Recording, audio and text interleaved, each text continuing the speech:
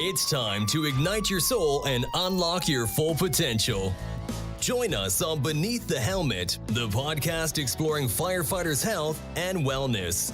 Hosted by retired Fire Chief Arjuna George, our podcast is the perfect place to start your journey towards becoming the best version of yourself. So come on, let's join the conversation and find out what sets your soul on fire. All right, welcome back. This is episode number 6, and I am joined today with a very special guest of mine, a good friend, a mentor of mine, Fire Chief Les Karpluk. I've known Chief Karpluk for several decades now, consider him a close friend and a true mentor for myself as well as the fire service across North America. Chief Karpluk is well known across Canada, USA for his books and his leadership keynotes. In this episode, Chief talks about his own burnout journey and the long process of recovery. Chief Karpluk also talks about his number one leadership nugget for us all to remember and to embrace. Chief shares some very personal stories. He's extremely honest and open about his whole experience in the fire service, both good and bad. Les is a real genuine leader and one we can all learn from. So sit back and enjoy this awesome episode with Fire Chief Les Karpluk. This podcast is sponsored by Silver Arrow Coaching and Consulting, custom coaching services for those high-performing leaders, helping them prevent burnout and become more resilient leaders. For more information on how Silver Arrow Coaching can support you in your burnout, visit silverarrowco.com. That's www.silverarrowco.com. My first book, Burnt Around the Edges, may also be of interest to you. You can purchase that online at burntaroundtheedges.com or on Amazon, Google, or Apple. This book is a story of my burnout journey and mastering stress. So please enjoy this episode with my friend, Fire Chief Les Karpluk. Until next time, stay well. I'll call you Les. I'll call you Chief. I'll call you Chief Karpluk. Tell us a little bit about your story, your life, what's brought you from when you were a child up till now. I started my career in Prince Albert when I was 19 years old. I graduated high school in 1981, and 1982 I was into this profession. Wow. And I've been stuck in it ever since. Stuck in a good way. So the department that I spent 32 years in is a creative department here in Prince Albert, a great department. And then everybody else, you're there, and then you worked my way up through the ranks. And the last 8.5 years, I was basically running the department as a chief. Did you join as a volunteer or did you join as a career? No, as a career. As a career. Yeah, as a career. And I look back on that and I'm going, wow, 19, who does that? Back in 1982, things were a lot different than they were today. It doesn't sound too boring. Yeah. What's the difference between the organization you're in right now compared to your previous, most of your career? Differences because it's a park. Anything different there? Yeah, big difference. So 32 years in a full-time career department, and since 2018, it's going to be 5. This is my 6th year there. It's paid on call. So completely different. And I'm well aware of the retention and recruitment issues that you have in the volunteer sector versus you get hired in the career department and you're there, you get your paycheck every weeks and you do your thing and work your way up in your career and you decide where you want to go in your career versus that paid on call aspect where the challenge is recruiting people and keeping them. So that's been the last 5 years. And I've done a lot of consulting across Canada as well, doing master plans and strategic plans with fire departments. And so I've done several on my own, and I also work with a company out of Ontario that they do fire master plans all across Canada. Did you find yourself having to change or tweak your leadership style going from a career department to paid on call? I'll be honest. When I applied for that, I was pretty nervous, to be honest with you, because that's one of my fears was, how do I lead that volunteer sector that was never exposed to in my career? So I was nervous, but people are people, and it was arms wide open from day one with them. It's absolutely awesome. And I use this term, I don't want to sound silly when I use this term, but I say I love it out there. It's because the people I get the privilege to work with, they're just amazing people that want to serve their community. They're always willing to do something, always willing to work, always happy.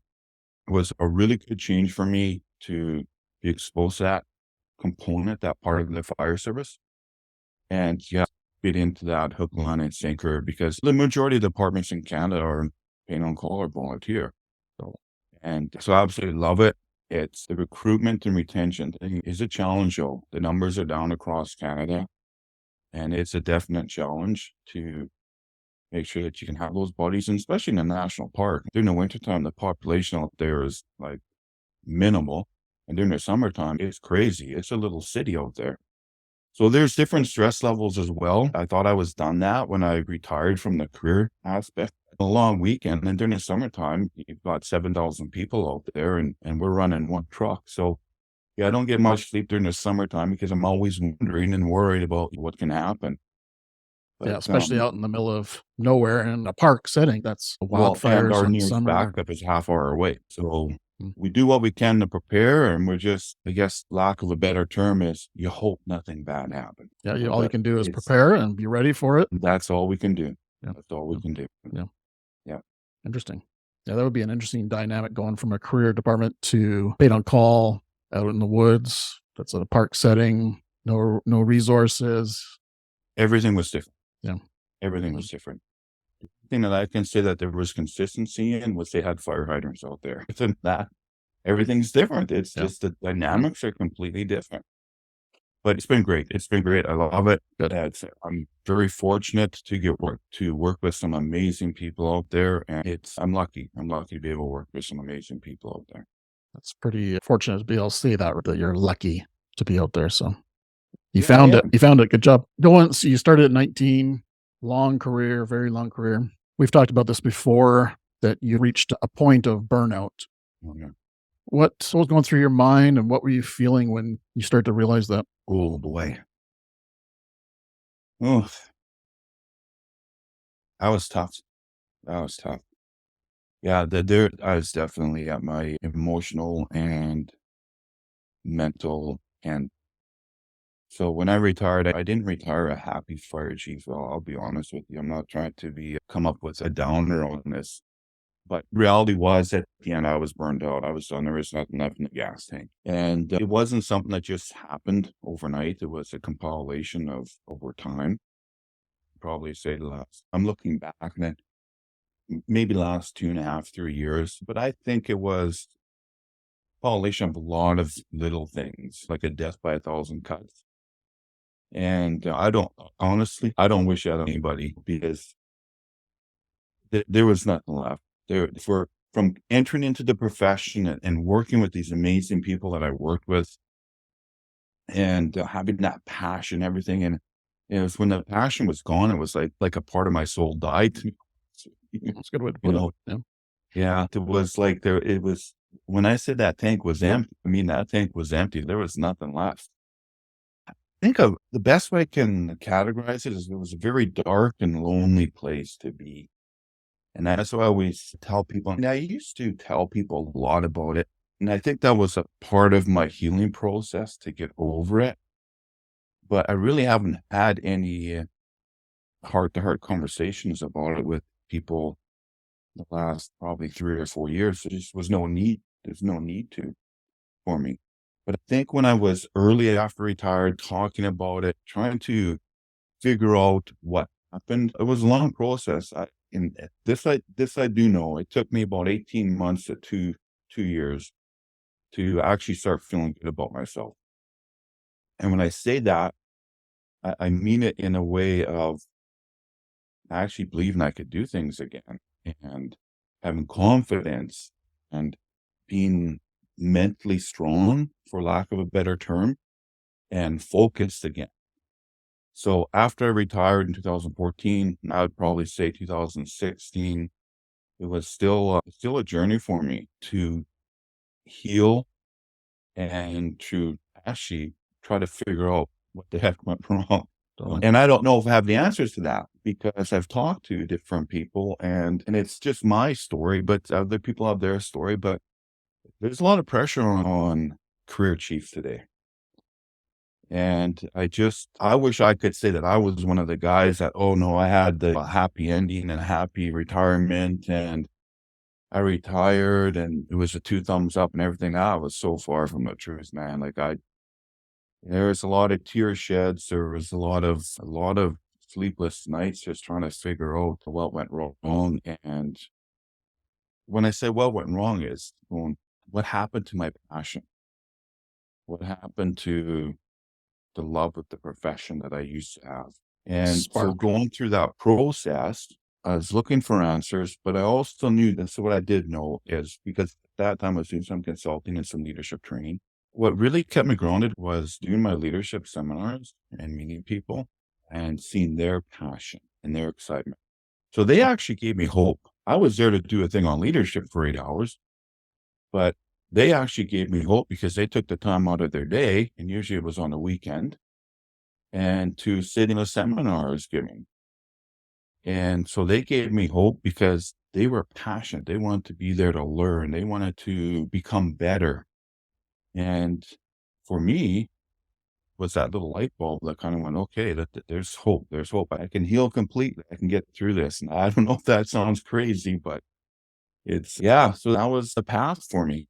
Yeah, it doesn't That's sound the crazy at all. path. I think hope is one of the key things for burnout recovery, right? It's like you're in this dark hole, like you said, feel isolated, alone, and hope is pretty much the only thing we can grasp onto and get us out of that hole. I'd probably say this. That was probably the only thing I could grasp onto. My last year, and I don't want to come across as I'm complaining or I'm angry about the past. I'm past that, so far past that. I'm not complaining. I'm not angry about the past. I'm not mad about myself. I'm not dealing with situations different. I'm past that. When I say that I say it because we're human. We're human. And we're not always going to have the right answers. We're going to make some wrong decisions. We're going to feel guilty about some of the decisions, all that stuff. I think that's just all part about being a leader, part of being a fire chief. My last year, it was tough, man. It was a lot of medication. I was heavily medicated. When I say heavily medicated, I had ulcers. I had back pain. Couldn't sleep at night. And if I had 4 hours sleep at night, that was a good night. I was ready to do the happy dance. The human body, and I'm not a doctor, this is all I'm speaking from my own experience and some of the reading I've done. The human body cannot function like that. We are not designed to be like that.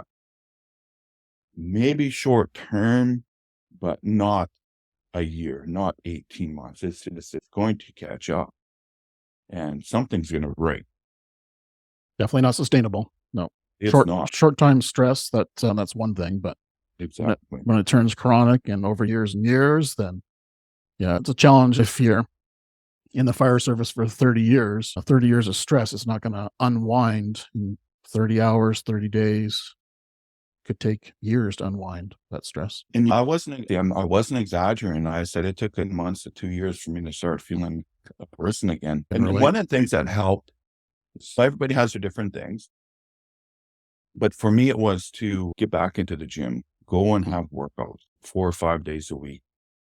And even today, when people say, oh, you look like I'm the old guy in the gym, they kind of, oh, yeah, you go to the gym. I'm going, yeah, this isn't about me coming here and big pump and all that. No, I go there, I work out, but that's where it helps me. Mentally upstairs. And that was a big thing for me. And it allowed me to focus on something else as well, to focus on me doing things for me physically that I could mentally feel better about myself. Love it. And it worked. It was my path, I think. Other people have different paths, but for me, that was my path, just to get in there and have a good workout and start to feel good about myself mentally. Looking back on it, what were some of your key indicators that you were heading towards burnout? Can you think of any of those?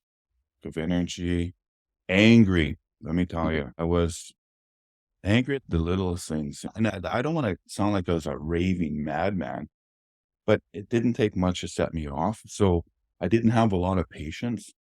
And I don't know if I have a lot of patience the best of time. So when you take a little bit of patience and you get rid of it, that's not a good sign. Not a good sign. When I say I don't think I have a lot of patience at best times, I have high expectations of myself. If I'm going to work on a project or do something, I'm committed and I want that end result to be good.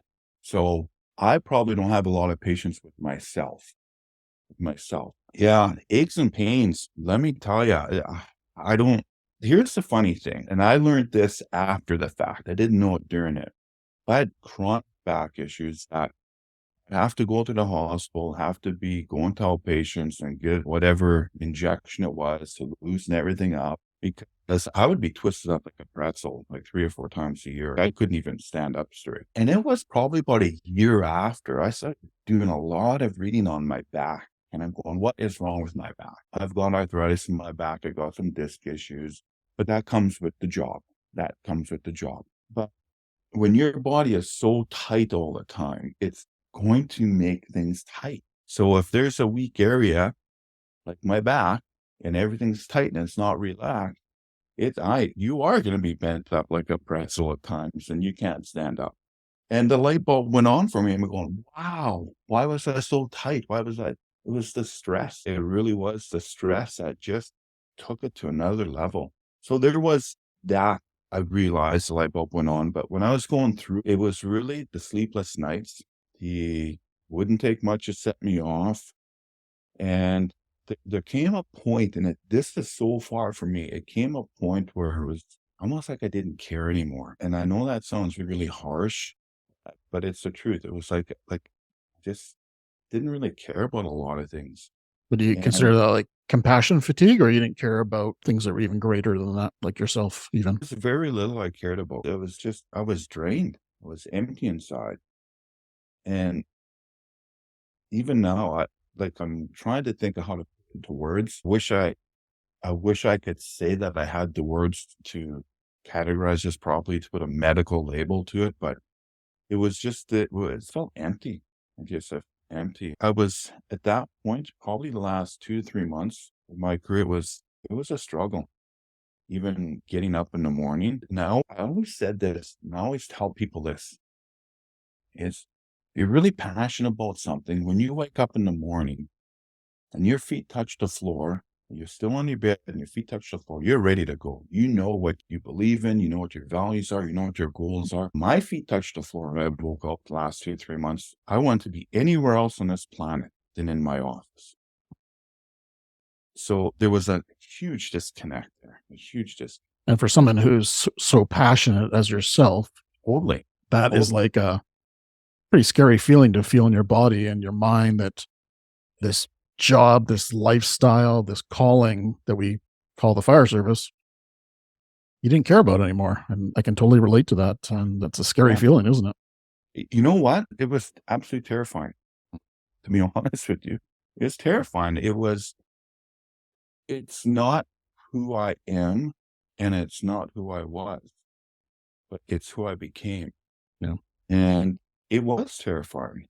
And I tell people now, whether it's in a seminar or just out with the fire people, because I'm still in it, right? And I say, you know what? Or in the books I've wrote is call a friend, the phone, call them.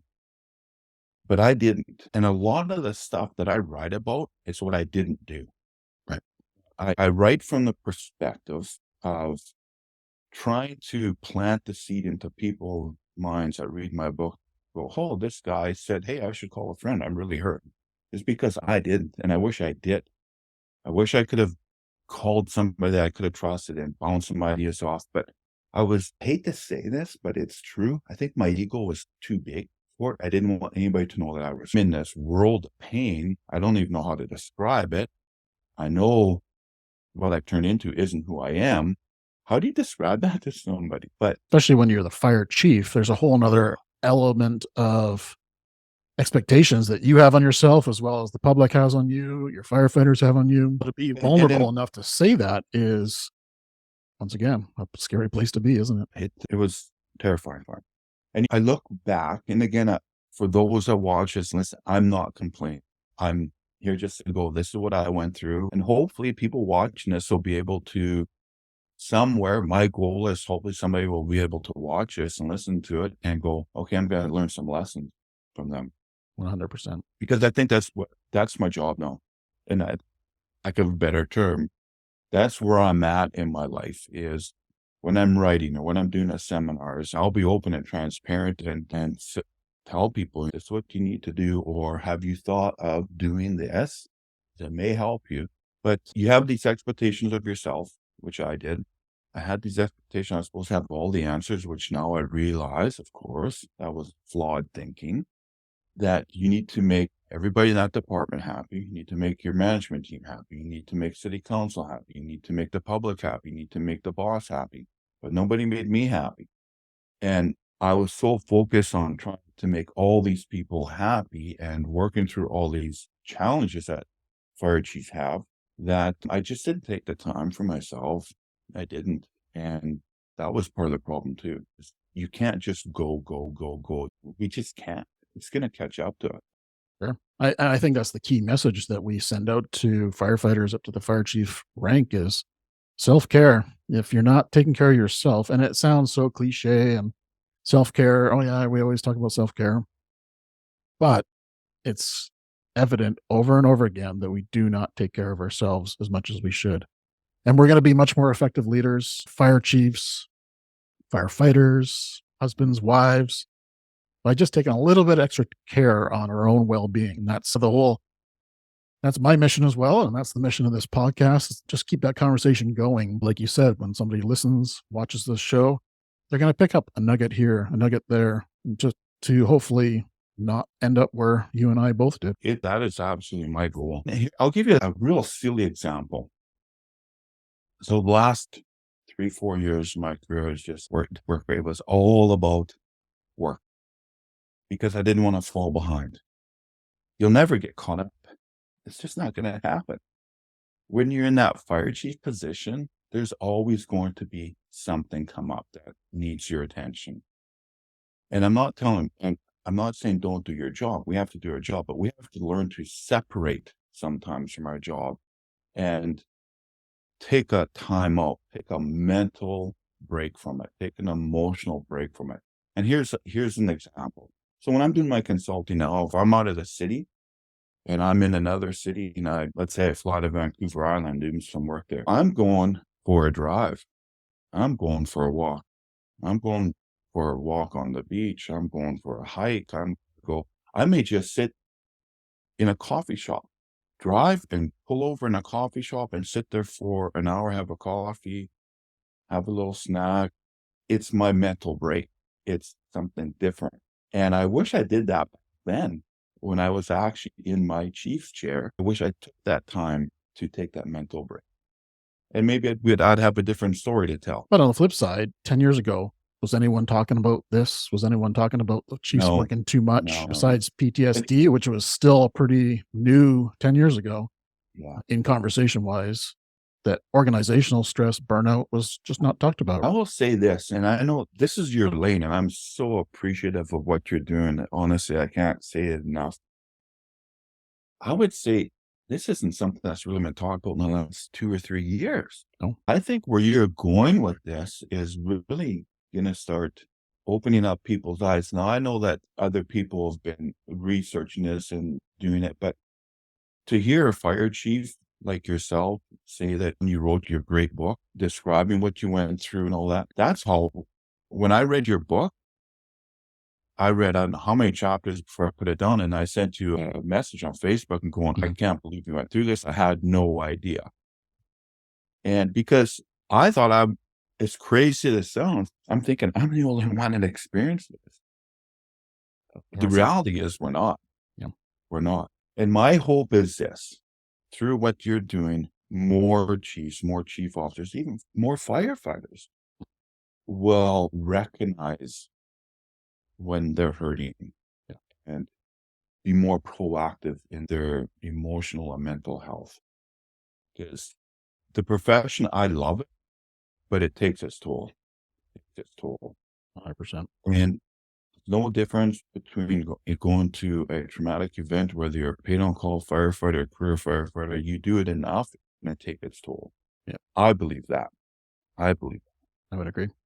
And so I think what you're doing here is, I think it always takes that one courageous person to do something that's going to open up the floodgates. And I think that you are that courageous person. You wrote a book about your experience. You're doing this, and your heart's in absolutely the right place. So I'm excited about this, and so trusting in this process that I'm on a podcast with you that people are going to watch on YouTube and they're going to hear my story. Yeah, totally. And I thought when we booked this up, oh, what if some guys from my former department, well, part of that was, oh, they're going to see, it doesn't matter anymore. It really doesn't. That's old news. Fact of the fact. And when I was emotionally and mentally, and I'd even say spiritually broken at that point, it was reality. So if somebody watches it, oh yeah, he's on whatever, it doesn't matter. The truth, that's what happened. On the flip side, it also might give them information on why you were acting the way you were acting, or how reacting to different things. And okay, putting the puzzle together, understanding less a little bit better. I never even thought of that, to be honest with you. And that's a possibility as well. So it's no different when we write our books. And I never thought I'd be involved in writing 5 books, but here I am. And the more that I write, the more that I feel more comfortable in the process, the more that I feel more comfortable being open and transparent, and the more that I have a clear focus of where I want to go with a specific book or topic. And a lot of it is, not a lot of it, it's all about what I should have done and what I did wrong. Pretty transparent. And the hope is that people can learn from my mistakes. I think transparent and vulnerable is a superpower. In my opinion, if leaders can be like that, I think that is a superpower. So kudos to you for being brave and doing that as well. I'm not going to lie. It's been scary. It's been scary when you throw yourself out there, but this sounds really crazy, but if I can help 1, 2, 3 people, then it's worth it. Doesn't sound crazy. And I'm sure you have gotten notes with my speaking engagements, or even with books. I'll get somebody that will send me an email, or they'll send me a direct message on Facebook, or they'll actually mail me. And I have a folder with lots of these in it. And it's like a little piece of paper, handwritten note, thanking me for being passionate and caring. And I treasure those. Because it actually makes what I went through worth it. It wasn't a waste of time or a waste of my life. There was actually a meaning behind it and a purpose, and something good can come from it. So I keep reminding myself about that when I think of the doubters. I'm going, it doesn't matter. You just have to keep pushing forward. I hope I don't sound crazy on that. No, I got the exact same kind of folder as well. And I think it's just some of those down days you have. What an opportunity to open up that folder and just go, this is why I'm doing what I'm doing now. Kind of gives you a little bit of, for sure. Yeah, it's powerful. It's amazing how somebody's words handwritten can really just change your perspective. And this is why I treasure it, because that person took the time to write on a piece of paper, put it in an envelope, and mail it to me. They wanted me to know how they felt. Yep. That's a treasure. For sure. That's a treasure. That's a gift. They've given you a part of themselves. It's a gift, and it really does. Before I wrote my last book, Coffee Cup for Leadership, I was really struggling on some stuff. I knew I had to focus in on something. And then I came across my folder. I went, I'll go through it. And I started reading them, and it just bang, okay. I got focused, and I actually knew what I had to do. And I worked on that book day and night. So yeah, it helps. It really does. And it goes back to your original comment about hope. It gives you hope, right? When you look at those, you're like, that's hope right there. Yeah. And you know what I do now when I do my seminars? So in my laptop bag, I have these little cards made up. And if there's anybody in the class that's been doing it enough that I'm not an expert on this, but you can tell when somebody's just having a bad day or they're just not there engaged. Or if they came up and had a few words with me, I'll write them a note and I'll give it to them.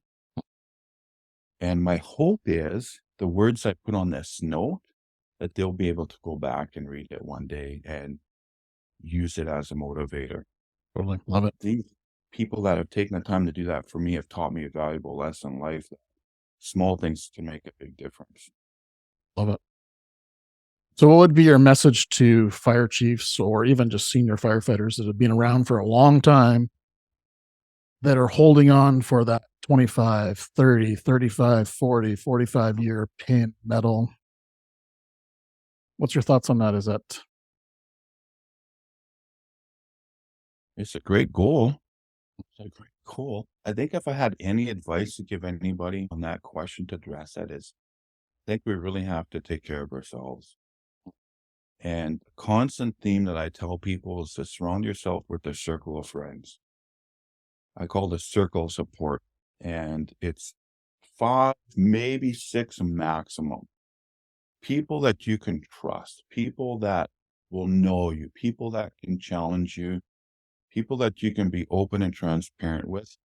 And the truth is, I don't have 5 or 6. I've got less than that, because it takes a lot for us, and maybe it's a man thing, I don't know. It takes a lot for us to be open and vulnerable with people. So if I'm going to be open and vulnerable with a few individuals that I know, it's because I've let them in. And I trust what they say. So if I say, this is where I'm struggling, and they give me some advice, I trust them on their advice. I'm actually going to listen. And I don't know if enough people do that in our profession. I really don't. We can have a lot of friends, but one thing that I've learned in my life, and I know others have as well, that have gone through challenges, is you think you have a lot of friends. When you start going through things, all those people that you thought that you can count on magically disappear. And so this circle of support that I tell people, it's intentional. It's you have to go and do it. You have to work on these relationships and build them and make them strong. So where I'm going with and trying to address, you said, is really believe this. I could be off. I don't have any research. I just have conversations I have with people. Is I think the fire service, it can really eat us up and spit us out. And whether that's on for different people, for different reasons, on what we do in the profession, political pressure, the shift work, the family pressure, life in general. Boy, man, 25, 30 years in this gig, that's a long time. It goes by fast, but it's a long time. That's a lot of, for lack of a better word, it's a lot of stress and a lot of trauma that people are exposed to.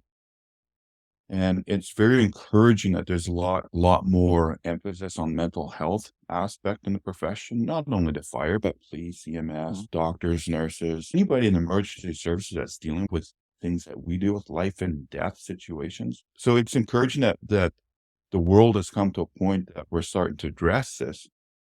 But I look back now and, man, 25 years, it seems so long.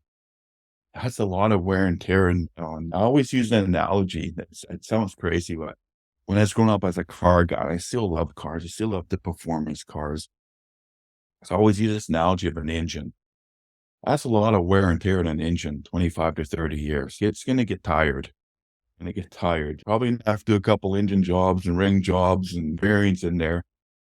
So now we have to take care of ourselves. We really do. And I know this term is out there a lot, and I'm not a big fan of it, but it's true. It's true. When we say it's okay to not be okay. So it is okay to not be okay. It really is, because the profession can really be tough on you. And I've never had that question asked. And when you said 25, 30 years, I'm going, how the heck did I last 2 years? I don't know. I went at 35. My goal was 35.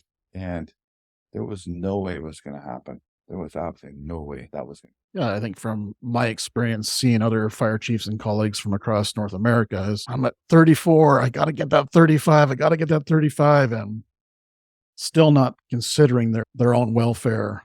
Their 35 is more important to them than their welfare.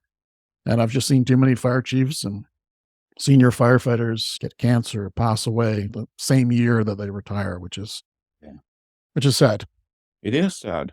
It is. And as crazy as it sounds, trying to grasp the question because it's such a simple question. But I'm looking back at a lot of things and I'm going, do we really want firefighters and chief officers and fire chiefs to be in this gig for 25? I don't know the answer to that yet. But on the other hand, I can say that I can do a lot more time with my paid on call firefighters because the dynamics are different there. There's still politics, right? There's still, you got to please the public. I mean, that's never going to go away. But the dynamics are different. So am I energized? Can I do a lot more? Absolutely. I'm passionate. I love going out there. I'm in my happy place. But it's because the people. Yeah, it's such a tough question. So do we put a time limit on it? The answer is probably no. But should we make sure that we're taking care of our emotional, our mental, our spiritual self? The answer is absolutely yes, 100%. We need to. Because from my experience, when I was mentally exhausted, I became emotionally exhausted. And and it sounds crazy, I think my spirit broke. I think it was broken. Doesn't sound crazy at all. It was terrifying. I've said this before to other people, and I know I said it earlier on. It was a dark place. It really was a dark place for me. And I know it doesn't describe it, honestly. It doesn't describe it how it really was. But for me, it was very dark. It was not a happy place to be. The only good out of that is for me being able to come through that process and want to help others not go through that. That was my takeaway from it because I don't want anyone else to go through that. It's too painful. It's too painful. It's lonely. It's dark. It's isolated. And it didn't matter if I was surrounded by family and friends. I felt alone. I felt emotionally and mentally and spiritually disconnected. It's a key word, alone. 100%. It was scary. It was scary. And once again, going back to this podcast, that's to make that community so you're not alone. That's the goal, is to build the BTH community so you don't feel alone. So you can feel like, I am normal. I'm a human being. Everyone reacts to it differently, but everyone reacts to stress. Nobody's superhuman. We're just a human. And what you just said really rings true with me because as soon as you said that, bang, we got an image in my mind at an MBA was more fatalities. And everybody deals with things different. And this one car accident, there was a 4-year-old girl that was killed in this car accident that we went to, and her friends, and the driver of the other vehicle. And it was horrific. I had a 4-year-old daughter at home at the time. And that call really messed me up for a couple of weeks. Really messed me up for a couple of weeks. And I remember, and I don't think it had the same impact with the other guys that were there at the call. But for me, there was that connection. There was that little girl, that 4-year-old.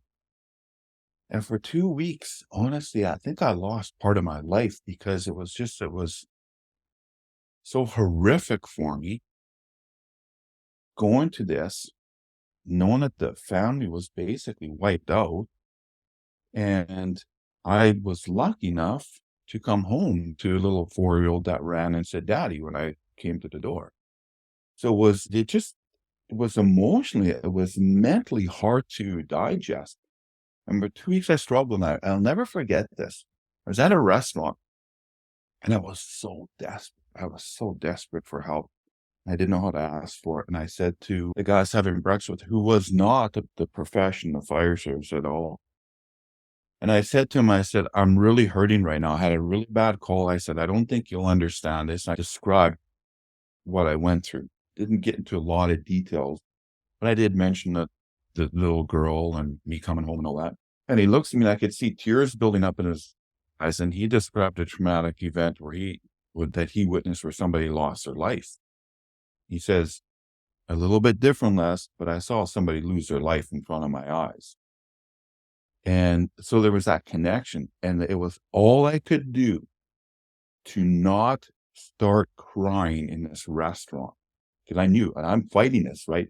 And I knew that if I started to cry in this restaurant, I would get into the tears and everything and it'd be uncontrollable. And I'm going, I don't want to embarrass myself. I was struggling, man. My eyes are watering up. And at that time, that was the part where I realized that I was human. Sounds crazy. That these things are going to impact us. They are. And so that was weird. You used that term human, and then I get this flashback of that tragic event. But we are. It's a demonstration And of being human. You were being human to another human who probably wouldn't have opened up, probably wouldn't have said anything if you didn't open that channel of communication up with them. So once again, yeah, the no, power of no, he wouldn't. No, communication he and wouldn't. being vulnerable, right? Things are just racing through my head right now, man. Perfect. Knows Chief Karpluk as a leadership guru across North America, writing lots of books about it. I think myself, as well as the listeners, would love to know what your take on leadership is and what your North Star is when it regards to leadership. Well, I'll tell you, my last book, Coffee Cup Leadership, was the one where I just went, it doesn't matter what people think. I'm going to write what I think needs to be on paper. And it's simple. I've overcomplicated it for years. It's about relationships. That's what leadership is. About showing people that you are involved with or work with that you care. And it's okay. I think I fell into the mindset years ago that if you show them that you care, you're showing a little bit of weakness or you're getting too close. And I'm not saying you got to have everybody over to your house at Christmas and celebrate all these annual holidays or whatever, but you should care enough about people when they're hurting. You should care and say, I know it was your daughter's birthday this weekend. How did it go? Little things like that. Text people if they've had surgery. Let them know you're thinking about them. Sending them a note. Letting the people that you work with know that you care is, to me, right now, probably the number one thing that I would tell people. It's about building the relationships. Because if I'm going to work with somebody and I know that they care for me, the research is very clear, I'm going to do a lot more. I will do a lot more for that organization. My boss cares for me. He sincerely cares about my well-being. He asks. He's invested in me. It's natural. I'm going to do more work. And I don't want people to think that when I say, oh, there's the motive, more productivity. No, it just naturally comes. It's the right thing to do. It really is the right thing to start caring about the people that you work with. And as a fire chief, it can be hard. It can be hard because you're in this big department. How are you supposed to care for every person? You're not going to know them all in the large urban departments. You won't. But you have to care about those that are around you, that work with you. And there'll be nothing but positive spin-offs from that. Did you see a change in your own leadership style from the first day you put on the 5 bugles to today? Has anything changed in your regard? Oh, totally. Yeah. Totally. If there was magic dust and you said, what would you change? And if we put you back in there, would you change? Oh, 100%. 100%. I change a lot of things. What would be one key thing? Be more patient with people when they make mistakes. That sounds really crazy. One of my faults was if I have high expectations of myself, I know back then I had high expectations of everybody else. That's flawed thinking. You can have high expectations of people, but not everyone is going to be a top performer. Not everyone's going to want to take on that leadership role. They're not. Some are going to be comfortable just being in their lane, their groove. That's okay. That's absolutely 100% okay. So there's a lot that I would change without a doubt. And there's some things I would remain the same, but my leadership style absolutely would be different. Absolutely would be different. So I think maybe I learned some tough lessons too late in the game. Got old and became wiser. I don't know what the answer is to that, but we all adapt and change over time. The profession change too. Yeah, totally. We have to. Yeah, I think we have to, because I don't want to be the person that if you ask me that question and if I said I wouldn't change a thing, I think then that I have a closed mindset. I think that really I would be wasting people's time. We evolve, and I'm always looking for these lessons learned, right? Every day is a journey in leadership for me on what can I learn. And sometimes learning is what not to do. Oops, that didn't work out good. No, that's all part of the learning process, right? Some of the best So lessons. it is. I think looking back at it there's been some tough lessons. I'm going, wow, why did I fight that battle? It meant nothing. The thing that came out of that was a lot of stress and heartache. And so I use this term, pick the hills you want to die on. A lot of those hills that we think are really worth climbing and fighting for, they're not. If you had to look at it, it's probably all comes back to the people. Take care of the people. Yeah. Respect the people. And you won't have all those little small hills that you have to think you have to die on. Exactly. It'll be a prairie land. Yeah. I like my mountains, man. Yes. I know I live in the prairies. I love the mountains. Yeah, my style would definitely change. And I think that's a good thing. 100%. 100%. I think we all have to adapt, evolve, change, grow. I think that's key to leadership, 100%. So in your book, you talk about digging into self. I think that's your chapter number 1, self-awareness. So what would be a summary of what that means? Because I think that's a pretty important topic to go into self-care, but it's also like self-awareness, who you are as a person. That's exactly what it is. Yeah. It's what are your values? What's important to you? Where do you want to grow? So when I say that, I'll say me. I'll use me as an example. I knew that, and I'm not lying when I said this, or when I say this, is I say it in certain seminars when people need to hear it. I sit in front of the mirror. This was on the end days of my career. I sit in front of the mirror, and this is absolutely the gospel truth. I looked at that person in the mirror and I went, I don't even know who you are anymore. I didn't like that. So from that 18 months to 2 years to starting to feel good about myself, and once that process clicked in my brain, when I say self-awareness, it's about growth. It's about what do I believe in? What's important to me? What are my values?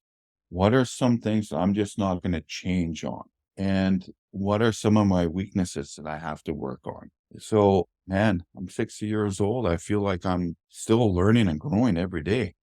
Every day I'm learning and growing and to become a better person. And if I'm more aware of who I am as a person, I believe this isn't my lane, but I'm just going for me, is if I become a better person, I'm going to become a better leader. I'm going to become a better boss. And it'll be nothing but positive things from it. So if I know that I need to work on a mindset, an open mindset of being more accepting of other people's views, let's say, that's a good thing.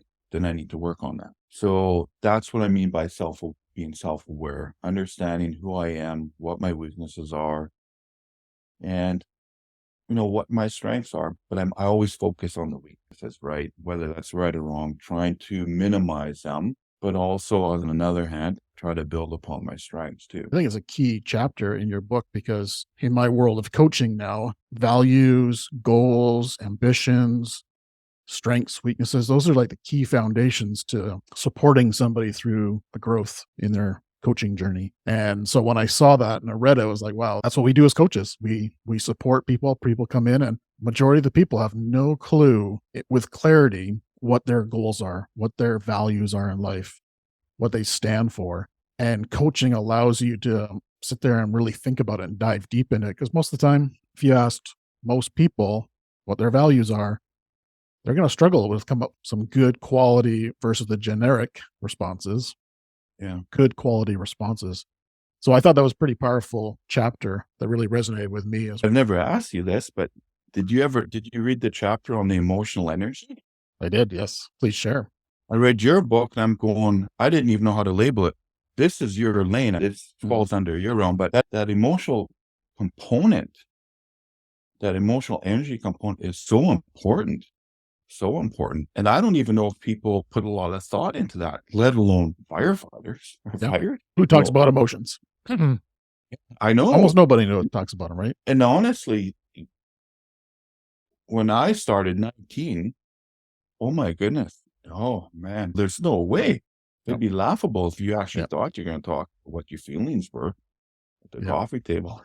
I wasn't going to. And I don't even know if it happens today. I don't. But I think the profession has come a long way. We have a long way to go, but I think we're headed in the right direction. I'd like to believe we're headed in the right direction. That goes back to the comment about evolution, right? I think the fire service, as well as its leaders and members, are evolving. And I can see sooner or later, we're going to be sitting around the coffee table and talking about emotions, not being, I like to say, not being emotional, just talking about emotions. Every human has emotions. So if you don't have emotions, there's something wrong. So we all have emotions. We're all human. Why are we hiding I'll them? share this story with you. And I'm hesitant because I'm not going to mention any names, but as a chief, I respect. So we were at a conference, it was a CAFC conference in Victoria. Conference is going good. And one of the things I really value is, I mentioned before, I'd like to try different things, right? We went and bought some awesome cigars at this cigar place. And when I get a cigar, I want it to have a taste of chocolate. I'll spend whatever money it is so I can get this cigar and smoke this one cigar and taste the chocolate and smell it. And he got his cigar and we were sitting out. We're looking at the marina in Victoria. Beautiful, beautiful. It's 10 o'clock at night. We're sitting there smoking our cigars and we started talking and he started to get choked up. And he was doing everything he could to hide his tears because he was just reflecting on some of his calls that he attended as a firefighter that he hadn't attended in years, but they'd come to the surface. And why I bring this story up is I felt so honored that he would trust me with that he trusted me enough to be transparent and express his feelings and show tears. There was strength in that. And there was a bond that's I will never forget. And we just sat and talked. And he needed it. And I was just the right person at the right time. But being able for him to trust me and share those thoughts was significant. And if we get to that point where we can feel comfortable doing that with our peers and not being judged negatively, I think that's going to be a whole new ballgame. That'll be a game changer. Yeah. I think what you demonstrated was presence. You were present with him, and whatever you were giving off to him energy wise, he was knowing that you were a safe person to talk to. And I think that's key in leadership, is to be that safe person that people can talk to. I never looked at it that way, but that makes sense. And that was a gift. Yeah. And you can be with somebody at that point when they trust you enough, especially guys. We don't cry. We're the tough guys, right? We're this, we're that. We got to have our acts together. We can't show the weakness. And you can be that open and trusting with somebody that you can shed tears in front of and just talk about what's hurting you. That's huge. That is huge. Well, let's start building it. I learned a valuable lesson from that. I think I call myself this teddy bear. It doesn't take much to get me choked up now. And I think it's because I've held back of that for so long that now I just go, man, this is emotional. Okay, I'm going to let the tears flow. Yeah. Acceptance. Yeah. Because if you hold those emotions in, they are toxic. They are toxic to hold in. Yeah. As much as we don't want to be emotional, like I said, holding in anger, frustration, sadness, those are toxic emotions that if we don't let those out somehow, somewhere, sometime, it's going to be toxic. I agree with you on that. But I hope I answered your question about what would be the focus on leaders. Yeah. Perfect. Through your time in the fire service, anything you can see that in chiefs that are struggling in their leadership? What are maybe some of the key attributes that you see in chiefs that are struggling to be a good leader? What's missing? I've seen a lot of chiefs struggle. And here's the thing. I hope I make sense when I say this. It's body language. So let's say I do a seminar somewhere. It's pretty easy to pick up on the people that are going through some challenges. I don't know. I can pick up on these little hints in their body language. It comes out of them. And the same thing with people that are emotionally engaged and positive and all that comes out of them too. Yeah. So some of the chiefs I've seen struggle, and I'm only making the assumption here because I really haven't taken the time at a seminar to go up and say, hey, are you struggling? That's a tough one, not knowing somebody. Right? Sure. But the chiefs I know that have gone through struggles it's a lot of the pressure. A lot of the pressure. And again, not to throw blame on people that are in the council positions or whatever, but a lot of people really don't know. They get elected to city council. They really don't know what it takes to be in the profession. They may know a firefighter and, oh yeah, they jump on the truck and go, and it's a dangerous job. There's a lot more to it than that. A lot more to it than that. And when you start getting up into those different chief officer levels, and especially the fire chief, to address the fire chief question, there's all kinds of pressures. All kinds of pressures. And what I'm seeing now in my consulting is it's even in that paid on call sector where a lot of communities will have a paid chief, but paid on call firefighters. A lot of those paid fire chiefs in those departments, they're stressed. They're stressed to the max because there's that expectations. You got to keep the dollars down. Still got to run that department. You still have to replace the equipment. You have all these unexpected things break in our profession. And you got to come up with the answers. And the sad part is this, and it's become a very common topic in the consulting world, is the cost of fire trucks today. The cost of equipment that's gone through the roof is crazy. Absolutely crazy. So you're having fire chiefs that are delivering these bad messages to their councils, and councils are frustrated with the chief. They doesn't have the answers, and chiefs are being honest. Yep. It costs a lot of money to run that machine. So it's wearing on them. It's wearing on them. And I don't know if that's going to get better. I'll be honest with you. I don't know if that's going to get better. This is a term I use. Ride that wave as much as you can. Enjoy it because it's not going to happen forever, but enjoy it while it's there because it just doesn't seem like the norm right now. And I don't know what your experience is, but it just doesn't seem like the norm right now. It's just so much pressures on municipalities right now that some chiefs are being asked to work miracles with their budget, and you throw in a few HR issues in there and it takes its toll. Takes its toll on them. Yeah, I couldn't agree more. There's pressure from downstairs, from the firefighters, pressure from above, from CEO to the city manager to the public. There's pressure 365 around a fire chief for sure. There is. Yeah. And I remember one time an officer of respected said, I turn it off when I leave the fire hall. And I actually believed him. Now I would call him out and say, no, you don't. You've been lying the whole time. You can't turn this off. When you're at that level, you can't. It's next to impossible to turn it off when you leave the fire station at 5 o'clock. How do you turn it off? I don't know how. There's no off button you don't know when the next bad call is going to come in. There's so many different dynamics at that chief level today. And I have run into this, and again, I'm going to put on my consulting hat. As a lot of other department heads don't understand what the chief does either. And that's not minimizing it. It's going, well, you won't understand it because you're not in the profession. You're not taking these people and producing products. You're not taking the firefighters and saying, yeah, we're going to do X, Y, Z this month. Yes, you may have some goals on inspections and all that, but they're dealing with situations where they're putting their life at risk to go in to save somebody or rescue somebody in whatever situation, automotive, structure fires, medical calls. They're going into situations all the time that no two calls are alike. That takes its toll. So that aren't in the profession of other department heads, they're not going to understand. They won't. They can't. And it doesn't mean that they're bad people. They're just not exposed to it.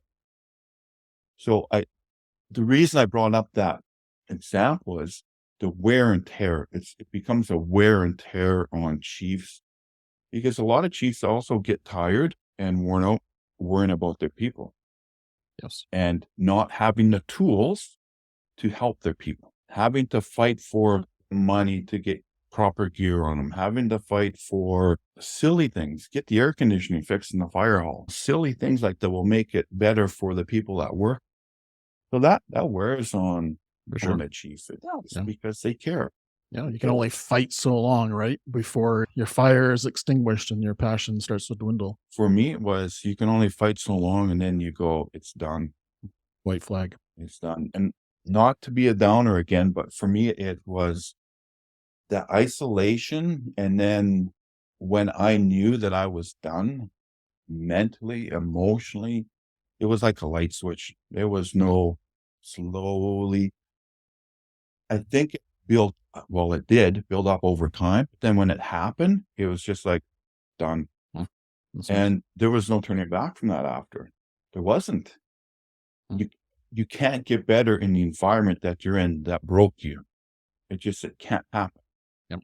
So there was no way I could get better. No way. And again, I did it several times, 1.5 to 2 years, to actually start feeling good about myself again. That's crazy, man. It's crazy, but that was the reality for me.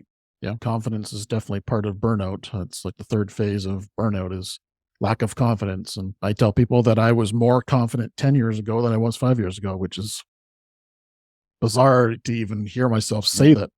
When I was an assistant chief or a captain, I was way more confident than I was as the fire chief, which is just sounds strange. I've never heard it said that way, but that complete sense. And when you get into that burnout phase and that confidence is gone, when you don't have confidence, especially at the chief level, when you don't have confidence in yourself, you're wasting everybody's time. It's an uphill battle. It is. It is. And you can't hide that. People will see it. Yep. People will see. I don't know. This is probably crazy. I don't know this, but I guarantee you people saw me crashing and burning before I even realized what was going on. Oh, I'm sure. Yeah. Yeah. They would have saw the change in behavior, the change in attitude, the change in everything. And they're probably going, oh, he's going to crash and burn. Well, they're right. They're right. I wish somebody would have said something though. Yeah. Once again, open up that communication. Make that okay to say that to the fire chief, to the officer, to the firefighter. That's true too. That's true too. Chief, in closing, what would be one key nugget that you just want our audience to hear today that will make the fire service a little bit better, will make our leaders a little bit better? What's your final nugget to share? Wow. So my bad habit is this. I have these gaps because I'm thinking how to word it. So what I'm trying to process right now is how to word it properly so people go, yes. And I like to keep things simple. I think if I have a nugget to share, and when I say nugget, I want to tell you, I did gold panhandling for gold up in Dawson City. And we're going through all that, and it takes a while. And then I found a nugget, but I was disappointed because they actually planted it and wanted it back after. Oh, no. But the nugget was in there. Yeah. I think from this is really, we need to be more aware, and we need to make our own emotional, spiritual, and mental health a priority. Because if one of those three is injured or broken and the attention isn't put back into making it better, let's say my spiritual self, and when I say spiritual self, for everybody it's different, right? It's going to have a spillover effect. So I always have that mental, emotional, and spiritual component. I'm always thinking of that. But we really do have to take care of ourselves. The fire service, whether it's a career or paid on call or volunteer, there's still some all volunteer departments out there. Not a lot, but they still exist. It's going to take its toll. It's just the nature of the beast. It's the profession we're in. That's what it is. And we need to, because I keep looking back of what I didn't do. And so I have this platform. You asked me the question, that the platform is you're going to broadcast this. And we really do have to start taking care of ourselves, those three aspects. And I think if we do that, we're going to start breaking new ground. We're going to start talking about this more. And I actually do look forward to the time that you brought up, that we can sit in a room go out for beer at a conference, because the networking, that's the best part of conferences. Talk about emotions. You don't have to be in that emotional state, but talk about the importance of our emotions and how they are so vital to us as human beings and us in this profession that we have for years and years and years would never talk about. Boy, that would be a good conversation. I'd like to be a part of that. There would be, I'd wouldn't like it? to be a part of that. Yeah. You say the calls are never going to change. We're always going to have those trauma calls. We're always going to have those house fires, those worst days of other people in our community. Yeah. And the only way that we can survive and moving forward is to be a little bit more resilient. So when those times do come, we don't burn out. We don't get traumatic injuries. We can bounce back a little bit better than we did before. And I like how you worded that. That is key. I want people to focus on what you just said. Bounce back better, because we are going to get hurt. We are going to be exposed to that trauma. It's going to hurt us. There's going to be things that we're going to see that we can't process. But if we're prepared, if we're more resilient, we've talked about this beforehand, we can come out of that a lot quicker. And I think that's the key, because if we think that being more resilient and more prepared and talk about this is going to go, oh yeah, I can face anything. No, we're going to set ourselves up for failure. Yeah, we're human beings. We're going to be bruised. We're going to be hurt. But I like how you worded that. I'm going to run with that. I really like that. We can come back quicker, bounce back quicker. And better each time, I think. And better. And yeah. So learning from our lessons, learning from our mistakes, exactly, learning from our wins, just getting back a little bit better. That's just going to make us more resilient. And like you say, we're always going to see those trauma calls. They're always going to hurt us, but our recovery time is going to be shorter. Yeah. That's the journey, right? That's the journey. That's the journey in our self-growth. But the journey is also what you just said. We're always going to see those calls. That's the gig we're in. Yep. That's what we signed up for. Those aren't going to go away. It's not going to happen. So that's that journey that we're all on. And yeah, man, I'm telling you, tell you what, AJ, when we're all talking about the emotions at a conference, I went in on that table. So you saved me a chair next to you, because I think that would be awesome that you get a whole bunch of chief officers talking about that. Yeah. Yeah. Be good. The day will come. I hope so. I hope so. Chief, it's been an honor to have you on the show. Definitely, I appreciate your candid stories and your vulnerability and your leadership nuggets that you shared with the audience. How can people learn more about Chief Karpluk? Where can they find you? Where can they connect with you? Oh boy, this is where I really am poor. I'm poor in marketing myself. I'm really not comfortable talking about myself. Coffee Cup Leadership and Coffee Cup Leadership Rules on Amazon. Purpose-Filled Leadership is on Amazon. They can go to follow me, which just started, Coffee Cup Leadership on Facebook. So it's focused in on really the book and the seminar. And I did that because I suck at marketing. I don't know how else to put it.